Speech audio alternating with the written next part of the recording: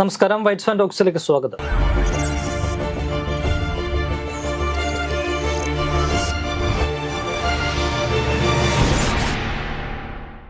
നമസ്കാരം. തദ്ദേശ ഉപതെരഞ്ഞെടുപ്പിന്റെ ഫലം പുറത്തു വന്ന നിമിഷമാണ്. UDFന്റെ ഒരു തേരോട്ടമാണ് നമ്മൾ കാണുന്നത്. 31 വാർഡുകൾ നടന്ന ഉപതെരഞ്ഞെടുപ്പിൽ 17 എണ്ണം UDF നേടുന്നു. LDFന് 11 സീറ്റുകളിൽ NDA 3 സീറ്റുകൾ ഒതുങ്ങി. ഇതിൽ 4 സീറ്റ് UDF പിടിച്ചെടുത്തു. 4 സീറ്റ് LDFും UDFന്റെയും BJPയുടെയുമായിട്ട് 4 സീറ്റ് LDFും പിടിച്ചെടുത്തിട്ടുണ്ട്. അതിലുപരിയായിട്ട് ഈ ഫലം വരുത്തുന്ന ഒരു മാറ്റമെന്ന് പറയുന്നത് 3 പഞ്ചായത്തുകളിലെ ഭരണമാറ്റമാണ്. അത് LDFന്റെ കയ്യിലിരുന്ന 3 പഞ്ചായത്തുകൾ UDF പിടിച്ചെടുക്കുകയാണ്. ഒപ്പം തന്നെ മറ്റ് ചില വാർഡുകളിലൊക്കെ ഒരു ഫലം നോക്കിക്കഴിഞ്ഞാൽ ഇപ്പോൾ ആലപ്പുഴ പത്തിയൂര് വാർഡ് അത് LDFന്റെ കയ്യിലായിരുന്നു. അത് ആ വാർഡ് രൂപീകൃതമായത് മുതൽ അത് LDFന്റെ, നമുക്കറിയാമല്ലോ ആലപ്പുഴയിലെ ഒരു രാഷ്ട്രീയ സാഹചര്യം CPMന്റെ ഇടത് കമ്മ്യൂണിസ്റ്റ് പാർട്ടികളുടെ ഒരു കോട്ടയാണ് അവിടെ ആ വാർഡ് രൂപീകൃതമായത് മുതൽ LDF ആണ് ജയിച്ചു പോകുന്നത്. അതാണ് UDF അത് പിടിച്ചെടുക്കുന്നത്. ഒപ്പം തന്നെ പത്തനംതിട്ട നിരണം കഴിഞ്ഞ 28 വർഷമായിട്ട് അവിടെ LDF മാത്രമാണ് ജയിക്കുന്നത്. അവിടെ 7ാം വാർഡ് വളരെ 211 വോട്ടുകളുടെ ഭൂരിപക്ഷത്തിൽ പിടിച്ചെടുക്കുന്നു. ഒപ്പം തന്നെ തൃശ്ശൂർ നാട്ടികയിലെ ഭരണമാറ്റം ഉണ്ടാക്കിയ നാട്ടിക പഞ്ചായത്തിലെ 9ാം വാർഡാണെന്ന് തോന്നുന്നു. അവിടെ കഴിഞ്ഞ തവണ LDF 260 വോട്ടുകൾക്ക് ജയിച്ച സീറ്റാണ്. അവിടെ 115 വോട്ടുകൾക്ക് UDF ജയിക്കുകയാണ്. അത്തരത്തിൽ വലിയ തരത്തിൽ LDFന് ഒരു പ്രഹരം ഏൽപ്പിച്ചുകൊണ്ടുള്ള ഒരു ഫലമാണ് പുറത്തു വരുന്നപ്പോൾ എങ്ങനെയാണ് സാർ ഇതിനെ കാണുന്നത്? ഇപ്പോൾ ഈ നിലവിലെ ഒരു രാഷ്ട്രീയ സാഹചര്യത്തിന്റെയും ഇനിയിപ്പോൾ നമുക്കറിയാം അടുത്ത വർഷം ഇതേ സമയത്ത് തദ്ദേശ തെരഞ്ഞെടുപ്പ് നടക്കേണ്ടതാണ്. അതും കഴിഞ്ഞ ഒരു 5 മാസം കൂടെ കഴിഞ്ഞാൽ അല്ലെങ്കിൽ 4 മാസം കഴിഞ്ഞാൽ 2026 നിയമസഭാ തെരഞ്ഞെടുപ്പും വരാനിരിക്കുകയാണ്. അപ്പോൾ നിലവിലെ ഒരു രാഷ്ട്രീയ സാഹചര്യം എന്താണ്? അപ്പോൾ വരാനിരിക്കുന്ന ഒരു രാഷ്ട്രീയ സാഹചര്യം എങ്ങനെയായിരിക്കും എന്നുള്ളതിന്റെ ഒരു സൂചകമായിട്ട് നമുക്ക് ഇതിനെ കാണാം. തീർച്ചയായും നമ്മളിപ്പോൾ ഈ നാട്ടികയിലും അതുപോലെ തന്നെ പാലക്കാട് തച്ചമ്പാറയിലും ഇടുക്കിയിലെ കരിമണ്ണൂരിലും 3 പഞ്ചായത്ത് ഭരണമാണ് ഇപ്പം യഥാർത്ഥത്തിൽ നഷ്ടമായിരിക്കുന്നത്. ഈ UDF പിടിച്ചെടുത്തിരിക്കുന്ന 3 പഞ്ചായത്തുകളാണ്. മണത്തല്ല, നമ്മളിത് നോക്കുമ്പോൾ ഈ ഇലക്ഷൻ്റെ റിസൾട്ട് നമ്മൾ വിലയിരുത്തുന്ന സമയത്ത് ഇതൊരു റണ്ടമായിട്ട് കാണണം. നമ്മൾ കേരളത്തിൽ ആകമാനം CPMൽ വന്നുപെട്ടിരിക്കുന്ന നിരവധിയായ വിഷയങ്ങളുടെ ഒരു പ്രതിഫലനമാണ് ഈ തെരഞ്ഞെടുപ്പിൽ ഉണ്ടായ പരാജയം എന്ന് തന്നെ നമ്മൾ കാണേണ്ടതുണ്ട്. അപ്പം പല സ്ഥലങ്ങളിലും വലിയ തോതിൽ CPMൽ വലിയ കലഹമുണ്ടായിരിക്കുന്നു. അതുപോലെ തന്നെ ഈ സമയത്ത് CPMന്റെ സമ്മേളനങ്ങൾ നടന്നുകൊണ്ടിരിക്കുന്ന കാലമാണ്. പല സ്ഥലങ്ങളിലും ഇപ്പം ഇന്നേ വരെ ഇല്ലാത്ത രീതിയിലുള്ള ഗ്രൂപ്പിസവും അതുപോലെ തന്നെ ഈ ഇരുപക്ഷങ്ങൾ തമ്മിൽ കായികപരമായി പോലും പോരാടുന്ന തരത്തിലേക്കുള്ള CPMലുള്ള വലിയ വിഷയങ്ങൾ ഓരോ ദിവസവും വർദ്ധിച്ചുകൊണ്ടിരിക്കുന്ന ഒരു സമയത്താണ് ഈ ഇലക്ഷൻ്റെ റിസൾട്ട് വരുന്നത്. ശരിക്കും വേണമെങ്കിൽ ഇതൊരു പഞ്ചായത്ത് തിരഞ്ഞെടുപ്പാണെന്നും 31 വാർഡുകളിലേക്ക് നടന്ന തെരഞ്ഞെടുപ്പ് അത്രയ്ക്ക് രാഷ്ട്രീയ പ്രാധാന്യത്തോടുകൂടി കാണേണ്ടതുണ്ടോ എന്നൊക്കെ ചോദിച്ച് വേണമെങ്കിൽ നമുക്കതിനെ തള്ളിക്കളയാം. പക്ഷേ നമ്മൾ ഈ ഇലക്ഷനെ നമ്മൾ കാണേണ്ടത് ഇനി നേരത്തെ ഇതിന് പറഞ്ഞതുപോലെ ഇലക്ഷൻ ഇനി അധികകാലമില്ല. ഒരുപക്ഷെ ഉപതെരഞ്ഞെടുപ്പുകളുടെ അവസാനമായിരിക്കും ഈ ടേമിലെ ഉപതെരഞ്ഞെടുപ്പ്. ഇനി വരുന്ന ഉപതെരഞ്ഞെടുപ്പുകൾ ഇനി ഒഴിവ് വന്നാൽ പോലും അതിലേക്ക് ഇനി തെരഞ്ഞെടുപ്പ് നടത്താൻ സാധ്യതയില്ല. കാരണം ഇനി 8 മാസമേ ഉള്ളൂ, ഒരു വർഷമില്ല, 8 മാസമേ ഉള്ളൂ. അടുത്ത സെപ്റ്റംബറിലാണ് പഞ്ചായത്ത് തെരഞ്ഞെടുപ്പുകൾ നടക്കേണ്ടത്. അതുകൊണ്ട് വളരെ കണ്ണടച്ച് തുറക്കുന്നതിന് മുന്നേ തന്നെ പഞ്ചായത്ത് തെരഞ്ഞെടുപ്പിലേക്ക് നമ്മൾ എത്തും. അത് കഴിഞ്ഞ് ആ തെരഞ്ഞെടുപ്പിന്റെ ആലസ്യം വിട്ടൊഴിയുന്നതിന് മുന്നേ തന്നെ നിയമസഭാ തെരഞ്ഞെടുപ്പും ഏതാണ്ട് നമ്മുടെ മുന്നിൽ എത്തി നിൽക്കുകയാണ്.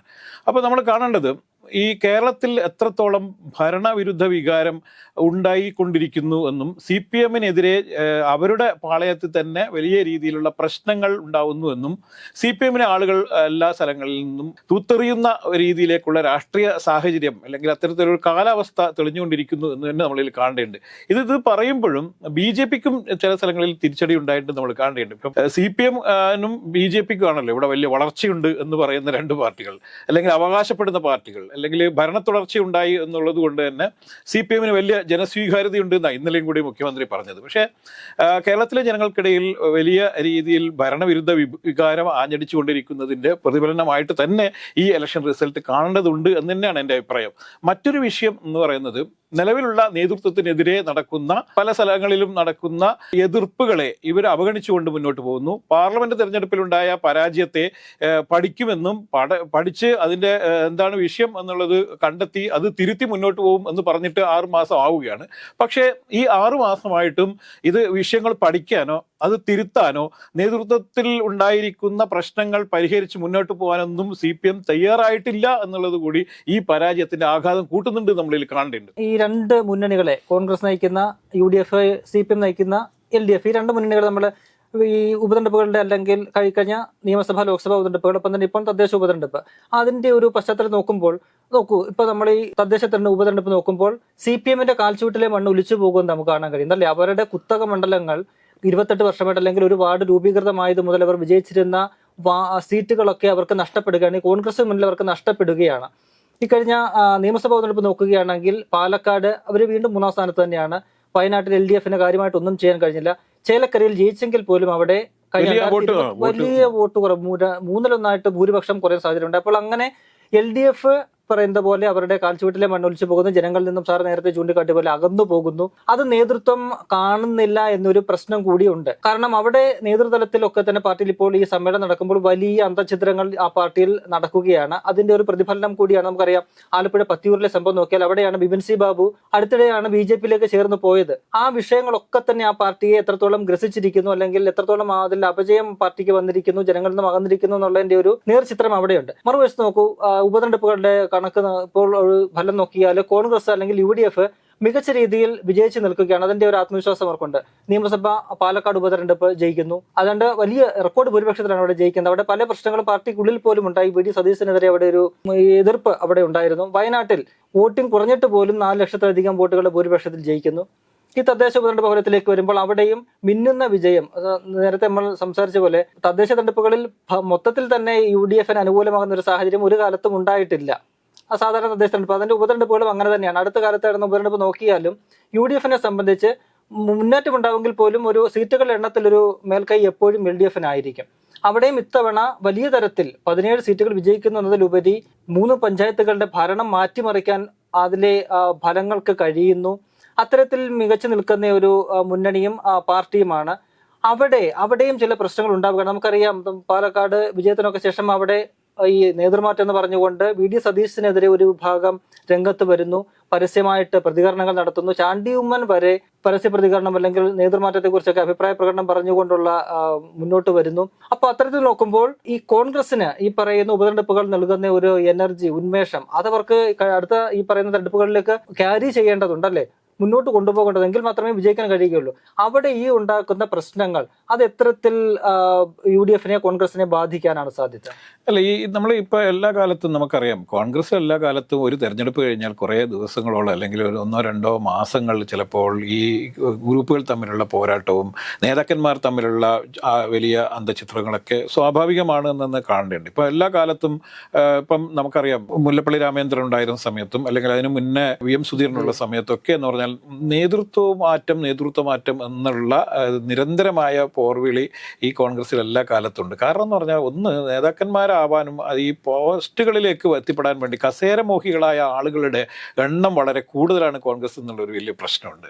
മാത്രമല്ല, കോൺഗ്രസ് എന്ന് പറഞ്ഞൊരു ആൾക്കൂട്ട പാർട്ടിയാണ്. അപ്പോൾ ആൾക്കൂട്ട പാർട്ടി എന്ന് പറയുന്നത് തന്നെ ഒന്നിലധികം പേർ പലപ്പോഴും ഒരേ സ്ഥാനത്തിന് വേണ്ടിയിട്ട് മത്സരിക്കുന്നു. ഇപ്പം നമുക്കറിയാം, തെരഞ്ഞെടുപ്പ് അടുക്കാറാവുമ്പോൾ തന്നെ പഞ്ചായത്ത് തലം തൊട്ട് എല്ലാ സീറ്റുകളിലേക്കും സ്ഥാനാർത്ഥിയാവാൻ വേണ്ടിയിട്ടുള്ള വലിയൊരു പിടിവലിയും തള്ളിക്കയറ്റവും ഒക്കെ നമ്മളിൽ കാണേണ്ടത്. അതിൽ ചില ആളുകൾക്ക് സീറ്റ് കിട്ടും, ചില ആളുകൾക്ക് കിട്ടില്ല.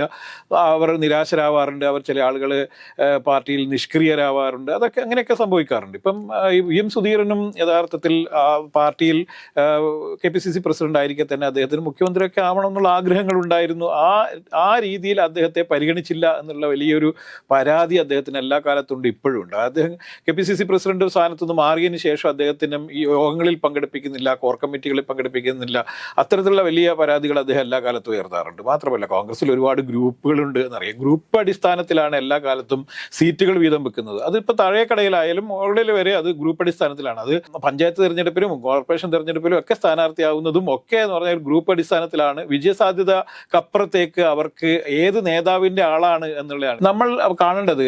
ഇപ്പോൾ ഉണ്ടായിരിക്കുന്ന പഞ്ചായത്ത് തെരഞ്ഞെടുപ്പ് ഉണ്ടായിരിക്കുന്ന ഈ മേൽക്കൈ ഉണ്ടായത് യഥാർത്ഥത്തിൽ കോൺഗ്രസിന്റെ ഒരു വലിയ മികവ് കൊണ്ടാണ് എന്ന് വിലയിരുത്തുന്നതിനേക്കാൾ നല്ലത് ഈ കേരളത്തിലുള്ള ഈ CPM-ന്റെ ഭരണത്തിനെതിരെ, CPM നേതൃത്വത്തിനെതിരെയുള്ള വലിയ വിയോജിപ്പുകളുടെ പ്രതിഫലനമായിട്ടുമാണ് നമ്മളിതിനെ കാണാൻ വേണ്ടി. അല്ലാണ്ട് കോൺഗ്രസിന് അത് ഏതെങ്കിലും തരത്തിൽ വലിയ ഗുണം ചെയ്യുമെന്ന് വെച്ചാൽ തീർച്ചയായും ഗുണം ചെയ്യും. അത് കോൺഗ്രസിന് വലിയ മേൽക്കൈ കിട്ടാനുള്ള സാധ്യതയൊക്കെ കേരളത്തിലുണ്ട്. പക്ഷെ അത് കോൺഗ്രസിന്റെ സംഘടനാപരമായ മികവ് കൊണ്ടോ അല്ലെങ്കിൽ നേതൃപാടവം കൊണ്ടോ ആണ് എന്ന് നമ്മൾ കരുതരുത്. ഇപ്പൊ പാലക്കാട് ഉണ്ടായ വിജയത്തിൽ കോൺഗ്രസ് കോൺഗ്രസ് നേതൃത്വത്തിന് വലിയ പങ്കുണ്ട് എങ്കിൽ പോലും കോൺഗ്രസിന് കുറച്ചുകൂടി വോട്ടുകൾ കൂടുന്നത് എന്തുകൊണ്ടാന്ന് പറഞ്ഞാൽ അവിടുത്തെ CPM-ന്റെ സ്ഥാനാർത്ഥി നിർണയവും പിന്നെ മാത്രമല്ല അവർ തെരഞ്ഞെടുപ്പ് പ്രചരണത്തിന് ആയുധങ്ങളാക്കിയത് പല രീതിയിലായിരുന്നു. ഒരിക്കലും മാതൃകാപരമായ ഒരു പ്രവർത്തന രീതി ആയിരുന്നില്ല പാലക്കാട് CPM സ്വീകരിച്ചിരിക്കുന്നത് എന്നുള്ളത് കൊണ്ടാണ് അവിടെ വലിയ രീതിയിൽ തിരിച്ചടി ഉണ്ടായത്. അത് മാത്രമല്ല അവിടെ BJP-യിൽ ഉണ്ടായ അന്തചിത്രവും യഥാർത്ഥത്തിൽ രാഹുൽ മാങ്കൂട്ടത്തിന്റെ വലിയ വിജയത്തിലേക്ക് നയിച്ചു എന്ന് നമ്മൾ കാണുന്നുണ്ട്. തീർച്ചയായും മുനിസിപ്പാലിറ്റിയിലേക്ക് BJP-ക്ക് കൂടുതൽ വോട്ട് കിട്ടിയിരുന്ന പല സ്ഥലങ്ങളിലും കൂടുതൽ വോട്ട് രാഹുൽ മാങ്കൂട്ടത്തിന് ലഭിച്ചത് എന്ന് പറഞ്ഞാൽ അവിടെയുള്ള ഈ BJP-യുടെ ഗ്രൂപ്പിസവുമാണ്. CPM-ലുള്ള അന്തചിത്രവും വലിയ വിഷയമായിരുന്നു. അവിടുത്തെ സ്ഥാനാർത്ഥി നിർണ്ണയമൊക്കെ വലിയ വിഷയമായിരുന്നു. അതുകൊണ്ട് അടുത്ത തവണ ഇലക്ഷനിൽ പഞ്ചായത്ത് തെരഞ്ഞെടുപ്പിൽ അവർക്ക് വിജയിച്ച് കയറാൻ വേണ്ടിയിട്ടുള്ള വാർഡ് വിഭജനത്തിലേക്ക് എല്ലാ സ്ഥലങ്ങളിലും ഒരു വാർഡ് വെച്ച് കൂടിയിട്ടുണ്ട്. തദ്ദേശ സ്വയംഭരണ സ്ഥാപനങ്ങളിൽ എല്ലാ സ്ഥലങ്ങളിലും 1ഉം 2ഉം വാർഡൊക്കെ കൂടിയിട്ടുണ്ട്. അപ്പൊ ഈ വാർഡ് വിഭജനത്തിലൊക്കെ വലിയ കൃത്രിമം നടന്നു എന്നുള്ള വലിയ പരാതികൾ ഇപ്പോൾ ഉയരുന്നുണ്ട്. അത് പരാജയം മുന്നിൽ കണ്ട് തന്നെയാണ് അവർക്ക് വിജയിച്ച് കയറാൻ വേണ്ടി കൂടുതൽ സീറ്റുകൾ, കൂടുതൽ വാർഡുകൾ പിടിച്ചെടുക്കാൻ വേണ്ടിയിട്ട് തങ്ങൾക്ക് അനുകൂലമായി വരാൻ വേണ്ടിയിട്ട് വളരെ അശാസ്ത്രീയമായ രീതിയിലുള്ള വാർഡ് വിഭജനമൊക്കെയാണ് ഇപ്പൊ പൂർത്തീകരിച്ചത്. 18,000 പരാതികൾ കിട്ടിയെന്നാണ്. അതെ, ഏറ്റവും കൂടുതൽ പരാതി ഉയർന്നിരിക്കുന്നത് ഇപ്പൊ ഈ പഞ്ചായത്തുകളിലുള്ള വാർഡ് വിഭജനമാണ്. ഇപ്പൊ കോർപ്പറേഷൻ പിടിച്ചെടുക്കാൻ വേണ്ടിയിട്ട് ഇപ്പൊ ഒരു ഒറ്റ കോർപ്പറേഷൻ, കണ്ണൂർ കോർപ്പറേഷൻ മാത്രമാണ് ഇപ്പോൾ UDF-നുള്ളൂ. ബാക്കി കേരളത്തിലെല്ലാ 5 UDF-ൽ നിന്ന് ഇപ്പൊ നമുക്കറിയാം തൃശ്ശൂരൊക്കെ UDF-ന്റെ കയ്യിലുണ്ടായിരുന്നതാണ്, പിടിച്ചെടുത്തു. എറണാകുളം പിടിച്ചെടുത്തു. അങ്ങനെ പല സ്ഥലങ്ങളിലും UDF-ന്റെ മേൽക്കൈ നഷ്ടപ്പെട്ട ഒരു സാഹചര്യമുണ്ട്. ജില്ലാ പഞ്ചായത്തിൽ അതുപോലെ തന്നെ വലിയ രീതിയിൽ തിരിച്ചടി. 3 ജില്ലാ പഞ്ചായത്ത് മാത്രമാണ് UDF-നുള്ളൂ. അത് എറണാകുളം, മലപ്പുറം, വയനാട് 3 ജില്ലകൾ മാത്രമാണ് ഇപ്പം UDF-നുള്ളൂ. ബാക്കി എല്ലാ LDF-ന്റെ കോട്ടയം ഉൾപ്പെടെയുള്ള സ്ഥലങ്ങളിലൊക്കെ വലിയ നഷ്ടം ഉണ്ടായിട്ടുണ്ട്. അതുകൊണ്ട് ഈ അടുത്ത തെരഞ്ഞെടുപ്പിൽ വിജയിക്കാൻ വേണ്ടി തദ്ദേശ സ്ഥാപനങ്ങളിലേക്ക് നടക്കുന്ന തെരഞ്ഞെടുപ്പിൽ വിജയിച്ച് കയറാൻ വേണ്ടിയിട്ടുള്ള എല്ലാ തന്ത്രവും CPM അവർ ഭരിക്കുന്നു എന്നുള്ളത് കൊണ്ട് തന്നെ അവർക്ക് ഇഷ്ടം പോലെ വാർഡുകൾ വിഭജിച്ചൊക്കെ ഉണ്ട്. പക്ഷേ ഇങ്ങനെ വിഭജിച്ചിട്ടും ചിലപ്പോൾ വിജയിച്ച് കയറാൻ പറ്റാത്തൊരു സാഹചര്യത്തിലേക്കാണ് പോകുന്നത് എന്നുള്ള സൂചനകളാണ് ഇന്ന് വന്നിരിക്കുന്നതെന്നാണ് എൻ്റെ ഒരു ക്ലോസിംഗ്. ഈ BJP-യെ സംബന്ധിച്ച് അവര് ഒരു സീറ്റ് അവർക്ക് നഷ്ടപ്പെട്ടു. അതേസമയം തന്നെ പത്തനംതിട്ടയിൽ കോൺഗ്രസിന്റെ ഒരു സീറ്റ് അവർ പിടിച്ചെടുക്കുന്നുമുണ്ട്. അവർ ഏറ്റവും കൂടുതൽ ലക്ഷ്യം വെക്കുന്നതാണ് ഈ തദ്ദേശ തെരഞ്ഞെടുപ്പ്. നമുക്കറിയാം കഴിഞ്ഞ ദിവസമാണ് അവരുടെ കോർ കമ്മിറ്റി യോഗത്തിൽ തീരുമാനം വന്നത്. 31 ജില്ലകളായിട്ട് 31 ജില്ലാ പഞ്ചായത്തുകൾ, ജില്ലാ കമ്മിറ്റികൾ വന്നുകൊണ്ട് ഓരോ ചുമതല കൊടുത്ത് വളരെ ശക്തമായിട്ട് നിയമസഭാ തെരഞ്ഞെടുപ്പിൽ 60 സീറ്റ് വാങ്ങാൻ ലക്ഷ്യമിട്ട് മുന്നോട്ട് പോവുക.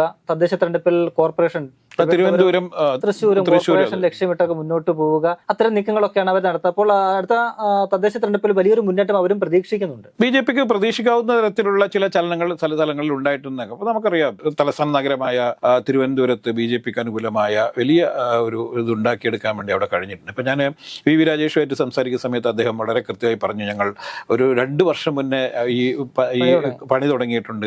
അതുമാത്രമല്ല വലിയ രീതിയിൽ നഗരപ്രദേശങ്ങളിൽ യഥാർത്ഥത്തിൽ ഈ പാർലമെന്റ് തെരഞ്ഞെടുപ്പിൽ നമ്മൾ കണ്ടതാണ്, നഗരപ്രദേശങ്ങളിൽ BJP-ക്ക് അനുകൂലമായ ഒരു ട്രെൻഡ് ഉണ്ടാക്കിയെടുക്കാൻ വേണ്ടി കഴിഞ്ഞിട്ടുണ്ട്. അതിൻ്റെ ഒരു പ്രധാനപ്പെട്ട കാരണം എന്ന് പറയുന്നത് CPM യഥാർത്ഥത്തിൽ ഈ അവിടെ ഭരിച്ചു മുടിച്ചു എന്നുള്ളത് തന്നെയാണ്. യഥാർത്ഥത്തിൽ ഭരണവിരുദ്ധ വികാരം എന്ന് പറയുന്നത് കേരള സർക്കാരിനെതിരെ മാത്രമല്ല അവിടുത്തെ കോർപ്പറേഷൻ മേയർക്കെതിരെ, നമുക്കറിയാം ആര്യ രാജേന്ദ്രനുമായി ഇടപെട്ടുള്ള നിരവധിയായ വിവാദങ്ങളുടെ ഒരു വലിയ സുനാമി തന്നെ അടിച്ച സ്ഥലമാണ് ഈ തിരുവനന്തപുരം. അതുകൊണ്ട് അവിടെ പിന്നെ മാത്രമല്ല കുറച്ച് കാലങ്ങളായിട്ട് അവിടുത്തെ രണ്ടാമത്തെ കക്ഷി എന്ന് പറയുന്നത് BJP-ആണ്. കോൺഗ്രസ് യഥാർത്ഥത്തിൽ വളരെ പുറകോട്ട് പോയ ഒരു കഴിഞ്ഞ 10-15 സീറ്റുകളാണ്. അതെ, വളരെ മോശമായ ഒരു പ്രകടനമാണ് കോൺഗ്രസിന് കഴിഞ്ഞ 2 ടേമിലായിട്ട് കാഴ്ചവെക്കാൻ പറ്റിയത്. അതുകൊണ്ട് തന്നെ ആ കോൺഗ്രസ് ഇടയ്ക്കാണ് ശശി തരൂര് പറഞ്ഞത്, അവിടെ ജയിച്ചു കഴിഞ്ഞപ്പോഴും ഒക്കെ തന്നെ പറഞ്ഞു ഈ കോർപ്പറേഷന്റെ ചുമതല താനും കൂടി നേതൃത്വം കൊടുത്തുകൊണ്ട് അവിടെ കോർപ്പറേഷൻ പ്രവർത്തനം നടത്തുമെന്ന് പറയുന്നുണ്ട്. അല്ല, പക്ഷെ അങ്ങനെയൊക്കെ പറയുമ്പോഴും ഏറ്റവും കൂടുതൽ ഗ്രൂപ്പിസം ഉള്ള പ്രദേശം കൂടിയാണ് തിരുവനന്തപുരം. നമ്മൾ കാണണം, ഭരണസിരാ കേന്ദ്രവും ഈ നേതാക്കന്മാരൊക്കെ ഇരിക്കുന്നത് അവിടെയാണെന്നുള്ളത് കൊണ്ടും ഇപ്പം കോൺഗ്രസിന്റെ സംസ്ഥാന കമ്മിറ്റി ഓഫീസൊക്കെ ഉള്ള സ്ഥലമാണ്. പക്ഷെ പറഞ്ഞിട്ട് കാര്യമില്ല, അവിടെ കോൺഗ്രസിൽ വലിയ ഐക്യം ഉണ്ടാക്കിയെടുക്കാൻ വേണ്ടി പറ്റാത്ത ഒരു സാഹചര്യമുണ്ട്. മാത്രമല്ല ഒരു പ്രദേശത്ത് ഇപ്പോൾ കോർപ്പറേഷനിലൊക്കെ മത്സരിച്ച് ജയിക്കണമെങ്കിൽ നേരത്തെ തന്നെ അവിടെ ഒരു സ്ഥാനാർത്ഥിയെ കണ്ടെത്തുകയും അവരവിടെ കേന്ദ്രീകരിച്ച് പ്രവർത്തിക്കുകയൊക്കെ വേണം. നിർഭാഗ്യവശാൽ കോൺഗ്രസിന് ഒരിക്കലും അത് കഴിയാറില്ല എന്നുള്ളതാണ്. അതാണ് നേരത്തെ ഞാൻ പറഞ്ഞത്, സ്ഥാനാർത്ഥി നിർണയം ഒരു വിമതശല്യം ഏറ്റവും കൂടുതൽ ഉണ്ടാകാൻ പോകുന്ന ഒരു പാർട്ടി കോൺഗ്രസ് ആയിരിക്കും. ഒപ്പം തന്നെ ഈ വനിതാ പ്രാതിനിധ്യം ഉറപ്പാക്കേണ്ട ഒരു കാര്യം കൂടി ഉണ്ടല്ലോ. ഉണ്ട്. വനിതാ പ്രവർത്തകർ ഇല്ലാത്തല്ല പ്രശ്നം, മറിച്ചിട്ട് ഞാനതാ നേരത്തെ പറഞ്ഞത്, ജയിച്ചു കയറാൻ പറ്റുന്ന രീതിയിലുള്ള സ്ഥാനാർത്ഥികളായ ആവാൻ പിന്നെ പ്രാപ്തരായ ആളുകളെ കണ്ടെത്താനും അവരെ അവിടെ കേന്ദ്രീകരിച്ച് കൂടുതൽ സജ്ജമാക്കാനും പറ്റുന്ന ഒരു പാർട്ടി സംവിധാനം കോൺഗ്രസിന് ഇല്ല എന്നുള്ളതാണ്. ഇപ്പൊ മലപ്പുറത്തൊക്കെ നമുക്ക് അറിയാം, മലപ്പുറത്തൊക്കെ ലീഗ് വളരെ കൃത്യതയോടുകൂടിയാണ് അവരെ അവിടെ സ്ഥാനാർത്ഥികളെയൊക്കെ നിർണ്ണയിക്കുന്നതും അവരെ വിജയിപ്പിക്കുന്നതും ഒക്കെ. അപ്പൊ ആ ലീഗിന് പറ്റുന്ന രീതിയിലുള്ള ഒരു രാഷ്ട്രീയ പ്രവർത്തനം നിർഭാഗ്യവശാൽ കോൺഗ്രസിന് ഒരിക്കലും പറ്റാറില്ല എന്നുള്ളത് തന്നെയാണ്. അതാണ് നമ്മൾ നേരത്തെ പറഞ്ഞത്, ഈ കെ സുധാകരനെ വന്ന സമയത്ത് അദ്ദേഹം ഒരു കേഡർ പാർട്ടി ആക്കാനുള്ള കേഡറാക്കാൻ പറ്റിയിട്ടില്ല. അതുകൊണ്ട് സെമി കേഡറിലേക്ക് നമുക്ക് പോകണമെന്ന് പറഞ്ഞ് തുടക്കം ഇട്ടെങ്കിലും അത് എങ്ങും എത്താതെ പോയി. എല്ലാ സമയത്തെയും പോലെ ഈ പുനഃസംഘടന എങ്ങും എത്താതെ പോകുന്ന ഒരു കാര്യമാണല്ലോ കാണാൻ കഴിയുന്നത്. അല്ല, കേരളത്തില് ഇപ്പം കോൺഗ്രസിന്റെ തലപ്പത്ത് സുധാകരൻ വന്നിട്ട് 3.5 വർഷമായി. 3.5 വർഷം കൊണ്ട് കോൺഗ്രസിൽ എന്ത് മാറ്റമാണ് അദ്ദേഹത്തിന് ഉണ്ടാക്കാൻ പറ്റിയെന്ന് വെച്ചാൽ വട്ടപൂജ്യമാണ്. ഒരു പ്രത്യേക ഒരു സംവിധാനമോ അല്ലെങ്കിൽ കോൺഗ്രസിനെ ശക്തിപ്പെടുത്തുന്നതിന് വേണ്ടിയിട്ടുള്ള സംസ്ഥാന തലത്തിലുള്ള കോൺഗ്രസിനെ കുറച്ചും കൂടി ഊർജ്ജസ്വലമാക്കുന്നതിന് വേണ്ടിയിട്ടുള്ള ഒരു പ്രവർത്തനവും യഥാർത്ഥത്തിൽ സുധാകരന്റെ ഭാഗത്ത് നിന്ന് ഉണ്ടായിട്ടില്ല എന്നുള്ളത് നമ്മൾ കണ്ടിട്ടുണ്ട്. ഇപ്പം തൃക്കാക്കര ബൈ ഇലക്ഷനിൽ പി.ടി. തോമസ് മരിച്ച ഒഴിവിലേക്ക് ഉമാ തോമസ് മത്സരിക്കുന്നു. അവർ വലിയ ഭൂരിപക്ഷത്തിൽ ഇവിടെ ജയിക്കുന്നു. അത് കഴിഞ്ഞ് പുതുപ്പള്ളിയിൽ ഉമ്മൻചാണ്ടി മരിച്ച സമയത്തിൽ ഉമ്മൻചാണ്ടിയുടെ മകൻ ചാണ്ടി ഉമ്മൻ അവിടെ മത്സരിക്കുന്നു. അവിടെ വലിയ ഭൂരിപക്ഷത്തിൽ ജയിക്കുന്നു. ഇതൊക്കെ കോൺഗ്രസ് അണികൾക്കിടയിൽ വലിയതൊക്കെ ഉണ്ടായെങ്കിൽ പോലും യഥാർത്ഥത്തിൽ കോൺഗ്രസ് നേതാക്കന്മാർ തമ്മിൽ പോരാടുന്ന കാഴ്ച നമ്മൾ ഈ ഇലക്ഷനൊക്കെ കണ്ടിട്ടുള്ളത്. ഇപ്പം പാലക്കാട് ഉള്ള പോരാട്ടം അങ്ങനെയൊന്നും വന്നില്ലെങ്കിൽ പോലും നേതൃമാറ്റം എന്ന് പറഞ്ഞ് പെട്ടെന്ന് തന്നെ പ്രശ്നങ്ങൾ ഉണ്ടാവുകയാണ്. പലരും അഭിപ്രായം പറഞ്ഞു തുടങ്ങുന്നു. ഇപ്പൊ യഥാർത്ഥത്തിൽ ചാണ്ടി ഉമ്മനൊന്നും പറയേണ്ടാത്ത ചില അഭിപ്രായ പ്രകടനങ്ങളുമായിട്ടാണ് ഇദ്ദേഹം ഇറങ്ങി പുറപ്പെട്ടിരിക്കുന്നു. ഇനി പലരുമായിട്ട് രംഗത്ത് വരും. ഇതൊക്കെ വലിയ പ്രശ്നങ്ങളിലേക്ക് പോകും, കോൺഗ്രസിനെ കൂടുതൽ ക്ഷീണിപ്പിക്കും എന്ന് തന്നെ. അപ്പോൾ ഒരു ഭാഗത്ത് ഈ വലിയ രീതിയിലുള്ള ആവേശം പ്രവർത്തകർക്കിടയിൽ ഉണ്ടാവുകയും അതേസമയം നേതാക്കന്മാർക്കിടയിൽ വലിയ പടലപ്പിണക്കവും തമ്മിൽ തല്ലും അല്ലെങ്കിൽ പഴിചാരലും ഒക്കെ നടക്കുകയും ചെയ്യുന്ന തന്നെയാണ് കോൺഗ്രസിന്റെ കാലാകാലമായുള്ള. AICC വിഷയത്തിൽ ഇടപെട്ടുകൊണ്ട്, പരസ്യപ്രചരണത്തിൽ ഇടപെട്ടുകൊണ്ട് പറഞ്ഞത് ഈ തെരഞ്ഞെടുപ്പ് വിജയത്തിന്റെ ഒരു അന്തരീക്ഷം അത് നേതാക്കൾ തന്നെ കളഞ്ഞു കുളിക്കരുത്. അതെല്ലാ കാലത്തുള്ള ഒരു ഊർജ്ജം ഉണ്ടല്ലോ, അതുകൊണ്ട് കളഞ്ഞു കഴിഞ്ഞാൽ പിന്നെ പോയില്ലോ. അല്ല, അത് ഇപ്പം നമുക്ക് നോക്കൂ, കഴിഞ്ഞ പുതുപ്പള്ളി ഇലക്ഷന്റെ റിസൾട്ട് വന്നിട്ട് VD സതീശനും കെ സുധാകരനും തമ്മിൽ ഉണ്ടായ ചില അസ്വാരസ്യങ്ങളൊക്കെ പൊതുപ്രവർത്തകരായ ആളുകൾക്കിടയിൽ ഒരിക്കലും പാടില്ലാത്ത രീതിയിലുള്ള ഭാഷാപ്രയോഗങ്ങളൊക്കെ നമ്മൾ കണ്ടതാണ്. അപ്പം ഇത്തരത്തിൽ ഉള്ള ഒരു അപക്വമായ ചില രീതികൾ കോൺഗ്രസ് എല്ലാ കാലത്തും ഉണ്ടാവാറുണ്ട്. കോൺഗ്രസ് പരസ്യമായി വിഴുപ്പലക്കുന്ന ചില പ്രയോഗങ്ങളും ഇത്തരത്തിലുള്ള രീതികളൊക്കെ എല്ലാ കാലത്തും തുടരുന്നുണ്ട്. അതുകൊണ്ട് ഇവർ ശരിക്കും കുറച്ചും കൂടി ഒറ്റക്കെട്ടായി നിന്നുകൊണ്ട് ഈ തെരഞ്ഞെടുപ്പുകളെ, വരാനിരിക്കുന്ന 2 തെരഞ്ഞെടുപ്പുകളെയും, പഞ്ചായത്ത് തെരഞ്ഞെടുപ്പിനെയും അതുപോലെ തന്നെ വരാനിരിക്കുന്ന അസംബ്ലി തെരഞ്ഞെടുപ്പിനെയും വളരെ സീരിയസ് ആയി കാണുകയും കൃത്യതയോടുകൂടി കാണുകയും ഒക്കെ ചെയ്തില്ലെങ്കിൽ ഈ പറയുന്ന എല്ലാം വെറുതെയാവും, അവർക്ക് തിരിച്ചടി കിട്ടും എന്നുള്ള കാര്യത്തിൽ യാതൊരു സംശയമില്ല. തീർച്ചയായിട്ടും അതാണ് കാര്യം. ഇപ്പോൾ നടന്ന ഉപതെരഞ്ഞെടുപ്പുകളിൽ, തദ്ദേശ ഉപതെരഞ്ഞെടുപ്പാകട്ടെ അല്ലെങ്കിൽ നിയമസഭ ലോക്സഭ ഉപതെരഞ്ഞെടുപ്പാകട്ടെ, മികച്ച പ്രകടനം നടത്താൻ കോൺഗ്രസിന് കഴിഞ്ഞിട്ടുണ്ട്. അത് ആ ഉപതെരഞ്ഞെടുപ്പുകളുടെ ഒരു ഫലം, ഒരു മുന്നറിയിപ്പായിട്ട് കോൺഗ്രസ് കാണണം. അതായത് തങ്ങൾക്ക് അനുകൂലമായ ഒരു സാഹചര്യം ഇവിടെ ഉണ്ട് എന്നുള്ളതിന്റെ ഒരു സൂചനയാണ് അവിടെ. അത് ഇത്തരത്തിലുള്ള പാർട്ടിക്കുള്ളിലെ പ്രശ്നങ്ങൾ, നേതാക്കന്മാർ തമ്മിലുള്ള വിഴുപ്പലക്കൽ അല്ലെങ്കിൽ ഏറ്റുമുട്ടലിലൂടെ ആ അന്തരീക്ഷം കളയുന്നത് എത്രത്തോളം ഗുണകരമാകുമെന്ന് നേതൃത്വം തന്നെ ചിന്തിക്കേണ്ടതുണ്ട്. എന്തായാലും ഈ ടോക്ക് ഇവിടെ പൂർണ്ണമാകുന്നു. വീണ്ടും കാണാം. നമസ്കാരം.